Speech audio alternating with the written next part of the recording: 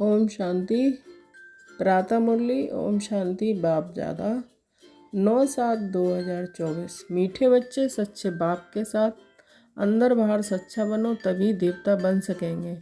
तुम ब्राह्मण ही फरिश्ता सो देवता बनते हो। प्रश्न है, इस ज्ञान को सुनने व धारण करने का अधिकारी कौन हो सकता है? उत्तर, जिसने ऑलराउंड पार्ट बजाया है, जिसने सबसे जास्ती भक्ति की है, वही ज्ञान को धारण करने में बहुत तीखे जाएंगे, ऊंच पद भी वही पाएंगे। तुम बच्चों से कोई पूछते हैं कि तुम शास्त्रों को नहीं मानते हो, तो बोलो, जितना हमने शास्त्र पढ़े हैं, भक्ति की है, उतना दुनिया में कोई नहीं करता। हमें अब भक्ति का फल मिला है, इसलिए अब भक्ति की दरकार नहीं। ओम शांति। बेहद का बाप बेहद के बच्चों को बैठ समझाते हैं। सभी आत्माओं का बाप सभी आत्माओं को समझाते हैं, क्योंकि वह सर्व का सद्गति दाता है। जो भी आत्माएं हैं, जीव आत्माएं ही कहेंगे, शरीर नहीं, तो आत्मा देख नहीं सकती। भल ड्रामा के प्लान के अनुसार स्वर्ग की स्थापना बाप कर रहे हैं, परंतु बाप कहते हैं कि मैं स्वर्ग को देखना नहीं हूँ। जिन्हों के लिए है वही देख सकते हैं। तुमको पढ़ाकर फिर मैं तो कोई शरीर धारण करता ही नहीं हूँ, तो बिगड़ शरीर देख के कैसे सकूँगा? ऐसे नहीं, जहाँ तहाँ मौजूद हूँ, सब कुछ देखते हैं। नहीं, बाप सिर्फ देखते हैं तुम बच्चों को, जिनको गुलगुल फूल बनाकर याद की यात्रा सिखलाते हैं। योग अक्षर भक्ति का है, ज्ञान देने वाला है, एक ज्ञान का सागर है। उनको ही सद्गुरु कहा जाता है, बाकी सब है गुरु। सच बोलने वाला, सचखंड स्थापन करने वाला वही है। भारत सचखंड था, वहाँ सब देवी देवता निवास करते थे। तुम अभी मनुष्य देवता बन रहे हो, तो बच्चों को समझाते हो कि सच्चे बाप के साथ अंदर बाहर सच्चा बनना है। पहले तो कदम कदम पर झूठ ही था, वह सब छोड़ना पड़ेगा। अगर स्वर्ग में ऊंच पद पाना चाहते हो, तो भल स्वर्ग में तो पहुंच जाएंगे, परंतु बाप को जानकर भी विक्रमों को विनाश नहीं किया, तो सजाएं खाकर हिसाब किताब चुकतू करना पड़ेगा। फिर पद भी बहुत कम मिलेगा। राजधानी स्थापन हो रही है पुरुषोत्तम संगम युग पर। राजधानी ना तो सतयुग में स्थापन हो सकती है, ना कलयुग में, क्योंकि बाप सतयुग या कलयुग में नहीं आते हैं। इस युग को कहा जाता है पुरुषोत्तम कल्याणकारी युग। इसमें ही बाप आकर सबका कल्याण करते हैं। कलयुग के बाद सतयुग आना है, इसलिए संगम युग भी जरूर चाहिए। बाप ने बताया है कि ये पतित पुरानी दुनिया है। गायन भी है कि दूर देश का रहने वाला तो पराए देश में अपने बच्चे कहाँ से मिलेंगे? पराए देश में फिर पराए बच्चे ही मिलते हैं।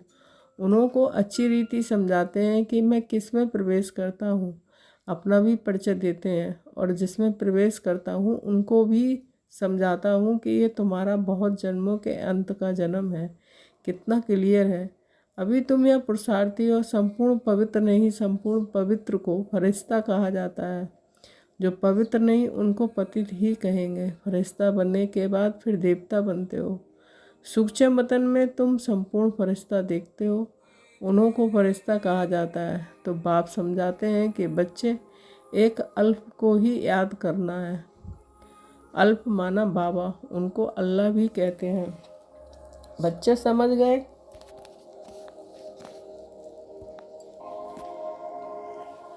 बाप से स्वर्ग का बरसा मिलता है। स्वर्ग कैसे रचते हैं? याद की यात्रा और ज्ञान से। भक्ति में ज्ञान होता नहीं, ज्ञान सिर्फ एक बाप ही देते हैं। ब्राह्मणों को, ब्राह्मण चोटी है ना, अभी तुम ब्राह्मण हो, फिर बाजोली खेलेंगे। ब्राह्मण देवता क्षत्रिय, इसको कहा जाता है विराट रूप। विराट रूप कोई ब्रह्मा विष्णु शंकर का नहीं कहेंगे। इसमें चोटी ब्राह्मण तो है नहीं। बाप ब्रह्मा तन में आते हैं, ये तो कोई जानता नहीं। ब्राह्मण कुल ही सर्वोत्तम कुल है सबकी। जबकि बाप आकर पढ़ाते हैं, बाप शूद्रों को तो नहीं पढ़ाएंगे ना, ब्राह्मणों को ही पढ़ाते हैं। पढ़ाने में भी टाइम लगता है। राजधानी स्थापन होनी है, तुम ऊंचते ऊंच पुरुषोत्तम बनो। नई दुनिया कौन रचेगा? बाप ही रचेगा, ये भूलो मत। माया तुमको भुलाती है, उनका तो धंधा ही ये है। ज्ञान में इतना इंटरफियर नहीं करती है, याद में ही करती है। आत्मा में बहुत किचड़ा भरा हुआ है, वह बाप की याद बगैर साफ हो ना सके। योग अक्षर से बच्चे बहुत मूंझते हैं, कहते हैं बाबा हमारा योग नहीं लगता। वास्तव में योग अक्षर उन हठ योगियों का है। सन्यासी कहते हैं ब्रह्मा से योग लगाना है। अब ब्रह्मा तत्व भी बहुत बड़ा लंबा चौड़ा है। जैसे आकाश में स्टार्स देखने में आते हैं, वैसे वहाँ भी छोटे छोटे स्टार मिसल आत्माएं हैं। वह है आसमान से पार, जहाँ सूर्य चांद की रोशनी नहीं। तो देखो कितने छोटे छोटे रॉकेट तुम हो। तब बाबा कहते हैं कि पहले पहले आत्मा का ज्ञान देना चाहिए। वह तो एक भगवान ही दे सकते हैं। ऐसे नहीं, सिर्फ भगवान को नहीं जानते परंतु आत्मा को भी नहीं जानते। इतनी छोटी सी आत्मा 84 के चक्र का अविनाशी पार्ट भरा हुआ है। इनको ही कुदरत कहा जाता है और कुछ नहीं कह सकते। आत्मा 84 का चक्र लगाती ही रहती है। हर 5000 वर्ष के बाद ये चक्र फिरता ही रहता है। ये ड्रामा में नूद है। दुनिया अविनाशी है, कभी विनाश को नहीं पाती। वो लोग दिखाते हैं कि बड़ी प्रलय होती है, फिर श्री कृष्ण अंगूठा चूसता हुआ पीपल के पत्ते पर आता है। परंतु कोई ऐसे थोड़ा हुआ है कि ये तो बेकायदे है। महाप्रलय कभी होती नहीं है। एक धर्म की स्थापना और अनेक धर्मों का विनाश चलता ही रहता है। इस समय मुख्य 3 धर्म है। ये तो आस्पीशियस संगम युग है। पुरानी दुनिया और नई दुनिया में रात दिन का फर्क है। कल नई दुनिया थी, आज पुरानी है। कल की दुनिया में क्या था ये तुम समझ सकते हो। जो जिस धर्म का है उस धर्म की ही स्थापना करते हैं। वो तो सिर्फ एक आते हैं, बहुत नहीं होते, फिर धीरे धीरे वृद्धि होती है। बाप कहते हैं कि तुम बच्चों को कोई तकलीफ़ नहीं देता हूँ। बच्चों को तकलीफ़ कैसे देंगे? मोस्ट बिलवेड बाप है ना। कहते हैं मैं तुम्हारा सदगति दाता, दुख हरता सुख करता हूँ। याद भी मुझ एक को करते हैं। भक्ति मार्ग में क्या कर दिया है, कितनी गालियाँ मुझे देते हैं। कहते हैं गॉड इज वन, सृष्टि का चक्र भी एक ही है। ऐसे नहीं आकाश में कोई दुनिया है, आकाश में स्टार्स हैं। मनुष्य तो समझते हैं एक एक स्टार में सृष्टि है, नीचे भी दुनिया है। ये सब है भक्ति मार्ग की बातें। ऊंचे ते ऊंचे भगवान एक हैं। कहते भी हैं कि सारे सृष्टि की आत्माएं तुम्हारे में पिरोई हुई हैं। ये जैसे माला है, इनको बेहद का रुद्र की माला कह सकते हैं। सूत्र में बांधी हुई है, गाते हैं परंतु समझते कुछ नहीं है। बाप आकर समझाते हैं बच्चे मैं तुमको जरा भी तकलीफ नहीं देता हूँ। ये भी बताया है कि जिन्होंने पहले पहले भक्ति की है वही ज्ञान में तीखे जाएंगे। भक्ति जास्ती की है तो फल भी उनको जास्ती मिलना चाहिए। कहते हैं भक्ति का फल भगवान देते हैं, वह है ज्ञान का सागर। तो जरूर ज्ञान से ही फल देंगे। भक्ति के फल का किसको भी पता नहीं है। भक्ति का फल है ज्ञान, जिससे स्वर्ग का वर्षा मिलता है। तो फल देते हैं अर्थात नरकवासी से स्वर्गवासी बनाते हैं। एक बात रावण का भी किसको पता नहीं है। कहते भी कि ये पुरानी दुनिया है, कब से पुरानी है वह हिसाब नहीं लगा सकते हैं। बाप है मनुष्य सृष्टि रूपी झाड़ का बीज रूप सत्य है, वह कभी विनाश नहीं होता। इनको उल्टा झाड़ कहते हैं। बाप ऊपर में है, आत्माएं बाप को ऊपर देख बुलाती हैं। शरीर तो नहीं बुला सकता। आत्मा तो एक शरीर से निकल दूसरे में चली जाती है। आत्मा न घटती है न बढ़ती है, न कभी मृत्यु को पाती है। ये खेल बना हुआ है। सारे खेल के आदि मध्य अंत का राज बाप ने बताया है, आस्तिक भी बनाया है। ये भी बताया कि इन लक्ष्मी नारायण में ये ज्ञान नहीं है। वहाँ तो आस्तिक नास्तिक का पता ही नहीं रहता है। इस समय बाप ही अर्थ समझाते हैं। नास्तिक उनको कहा जाता है जो न बाप को, न रचना के आदि मध्य अंत को, न ड्यूरेशन को जानते हैं। इस समय तुम आस्तिक बने हो, वहाँ ये बातें ही नहीं। खेल है ना, जो बात 1 सेकंड में होती है वह फिर दूसरे सेकंड में नहीं होती। ड्रामा में टिक टिक होती रहती है। जो पास्ट हुआ चक्र फिरता जाएगा। जैसे बाइस्कोप होता है तो 2 घंटे या 3 घंटे के बाद फिर वही बाइस्कोप हूबहू रिपीट होगा। मकान आदि तोड़ डालते हैं, फिर देखेंगे बना हुआ है, वही हूबहू रिपीट होता है। इसमें मूंझने की बात ही नहीं है। मुख्य बात है आत्माओं का बाप परमात्मा है। आत्मा परमात्मा अलग रहे बहुकाल। अलग होती हैं या आती हैं पार्ट बजाने। तुम पूरे 5000 वर्ष अलग रहे हो। तुम मीठे बच्चों को ऑलराउंड पार्ट मिला है, इसलिए तुमको ही समझाते हैं। ज्ञान के भी तुम अधिकारी हो। सबसे जास्ती भक्ति जिसने की है, ज्ञान में वही तीखे जाएंगे, पद भी ऊंच पाएंगे। पहले पहले एक शिव बाबा की भक्ति होती है, फिर देवताओं की, फिर 5000 तत्वों की भी भक्ति करते हैं। व्यभिचारी ज्ञान बन जाते हैं। अभी बेहद का बाप तुमको बेहद में ले जाते हैं, वह फिर बेहद के भक्ति के अज्ञान में ले जाते हैं। अब बाप तुम बच्चों को समझाते हैं, अपने को आत्मा समझ मुझ एक बाप को याद करो। फिर भी यहाँ से बाहर जाने से माया भुला देती है। जैसे गर्भ में पश्चाताप करते हैं, हम ऐसे नहीं करेंगे। बाहर आने से भूल जाते हैं, यहाँ भी ऐसे है। बाहर जाने से ही भूल जाते हैं। ये भूल और अभूल का खेल है। अभी तुम बाप के अडॉप्टेड बच्चे बन रहे हो। सिर्फ बाबा है ना, वह है सब आत्माओं का बेहद का बाप।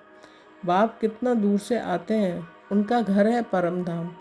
परम धाम से आएंगे तो जरूर बच्चों के लिए सौगात लेकर आएंगे। हथेली पर बस सौगात ले आते हैं। बाप कहते हैं सेकंड में स्वर्ग की बासाई लो, सिर्फ बाप को जानो। अभी आत्माओं का बाप तो है ना। कहते हैं मैं तुम्हारा बाप हूँ। मैं कैसे आता हूँ वह भी तुमको समझाता हूँ। मुझे रथ तो ज़रूर चाहिए। कौन सा रथ? कोई महात्मा का तो नहीं ले सकते। मनुष्य कहते हैं तुम ब्रह्मा को भगवान, ब्रह्मा को देवता कहते हो। अरे हम कहाँ कहते हैं, झाड़ के ऊपर एकदम अंत में खड़े हैं, जबकि झाड़ सारा तमो प्रधान है। ब्रह्मा भी वहाँ खड़ा है, तो बहुत जन्मों के अंत का जन्म हुआ ना। बाबा खुद कहते हैं कि मेरे बहुत जन्मों के अंत के जन्म में जब वानप्रस्थ अवस्था होती है तब बाप आए हैं, जो आकर धंधा आदि छुड़ाया। 60 वर्ष के बाद मनुष्य भक्ति करते हैं भगवान से मिलने के लिए। बाप कहते हैं कि तुम सब मनुष्य मत पढ़ते, अभी बाबा तुम्हें श्रीमत दे रहे हैं। शास्त्र लिखने वाले भी मनुष्य हैं, देवताएं भी लिखते नहीं न पढ़ते हैं। सतयुग में शास्त्र होते नहीं हैं, भक्ति ही नहीं। शास्त्रों में सब कर्मकांड लिखा हुआ है, यहाँ वह बात है नहीं। तुम देखते हो बाबा ज्ञान देते हैं भक्ति मार्ग में, तो हमने शास्त्र बहुत पढ़े हैं। कोई पूछे तुम वेदों शास्त्रों आदि को नहीं मानते हो? बोलो जो भी मनुष्य मात्र हैं उनसे ज़्यादा हम मानते हैं। शुरू से लेकर बेचारी भक्ति हमने शुरू की है। अभी हमको ज्ञान मिला है, ज्ञान से सद्गति होती है, फिर हम भक्ति को क्या करेंगे? बाप कहते हैं बच्चे hear no evil see no evil. तो बाप कितना सिंपल रीति समझाते हैं कि मीठे मीठे बच्चे अपने को आत्मा निश्चय करो, मैं आत्मा हूँ। वह कह देते हैं अल्लाह हूँ। तुमको शिक्षा मिलती है, मैं आत्मा हूँ, बाप का बच्चा हूँ।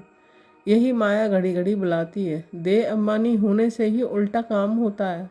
अब बाप कहते हैं बच्चे बाप को भूलो मत, टाइम वेस्ट मत करो। अच्छा, मीठे मीठे सिकीले बच्चों के परमात्मा पिता बाप दादा का याद प्यार गुड मॉर्निंग। रूहानी बाप की रूहानी बच्चों को नमस्ते। हम रूहानी बच्चों की रूहानी माता पिता बाप दादा को याद प्यार गुड मॉर्निंग, नमस्ते नमस्ते। शुक्रिया बाबा, शुक्रिया।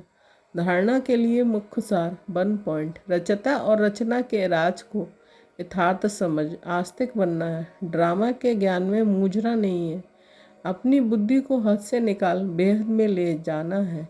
सेकंड, सूक्ष्म वतनवासी फरिश्ता बनने के लिए संपूर्ण पवित्र बनना है। आत्मा में जो किचड़ा भरा है उसे याद के बल से निकाल साफ करना है। वरदान, ईश्वरीय रस का अनुभव कर एक रस स्थिति में स्थित रहने वाली श्रेष्ठ आत्मा भव। स्पष्टीकरण, जो बच्चे ईश्वरीय रस का अनुभव कर लेते हैं उनको दुनिया के सब रस फीके लगते हैं। जब है ही एक रस मीठा तो एक ही तरफ अटेंशन जाएगा ना, सहज ही एक तरफ मन लग जाता है, मेहनत नहीं लगती है।